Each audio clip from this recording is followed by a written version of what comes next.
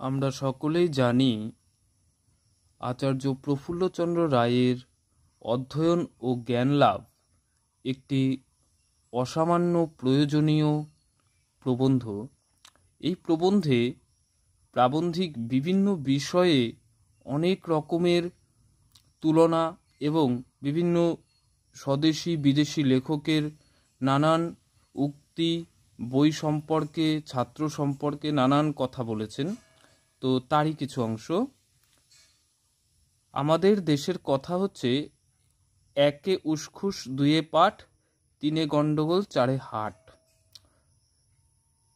ব্লকির লেখা বই হলো সেলফ কালচার। বইকে উদ্দেশ্য করে ইংরেজ কবি সাদি বলেছেন, the mighty minds of old, my never failing friends are দে।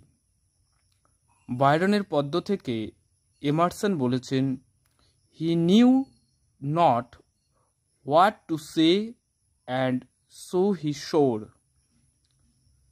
পতঙ্গ বিজ্ঞানকে বলা হয় এন্টোমোলজি।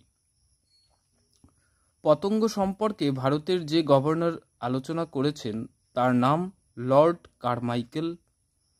পুনা কৃষি কলেজ যে পতঙ্গ বিজ্ঞানবিদকে এনেছিলেন তার নাম লেফ্রয়।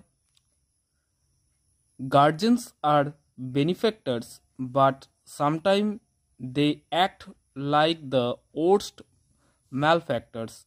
এই মন্তব্যটি করেছেন এমারসন। লাবকের লেখা পুস্তক হল জীবনের সুখ। ঔপন্যাসিক ডিকেন্স ছদ্মবেশে মদের দোকানে গিয়ে বসে থাকতেন মাতালদের উদ্দেশ্য ও প্রকৃতি জানার জন্য।